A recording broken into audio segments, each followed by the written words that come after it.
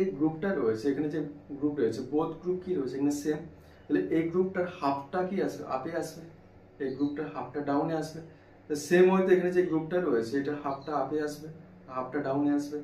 Same ওয়েতে phenyl যে গ্রুপটা রয়েছে ফিনাইল রিংটার হাফটা আপে আসবে, হাফটা ডাউনে আসবে। তো টোটালটা কি বলতে পারি, এটাকে দুটো ইকুয়াল পার্টে ডিভাইড করলাম, যার হাফ পোর্শনটা আপে আসবে, হাফ পোর্শনটা ডাউনে আসবে। ওকে, আর সেম ওয়েতে এটাকে বোথ ইকুয়াল পার্টে ডিভিশন করা পসিবল হয়েছে। অ্যাজ এ রেজাল্ট কি বলতে পারি, একটা ইমাজিনারি প্লেনকে যখন আমরা এই ওয়েতে পাস করেছি তখন কি করছি, টোটাল যে বাইভিনাল সিস্টেমটাকে দুটো ইকুয়াল পার্টে ডিভাইড করতে পেরেছি।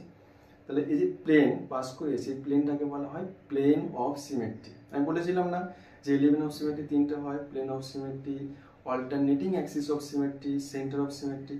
তাহলে এই প্লেনটা এই টোটাল বাইভিনাল সিস্টেমটাকে দুটো ইকুয়াল পার্টে ডিভাইড করেছে।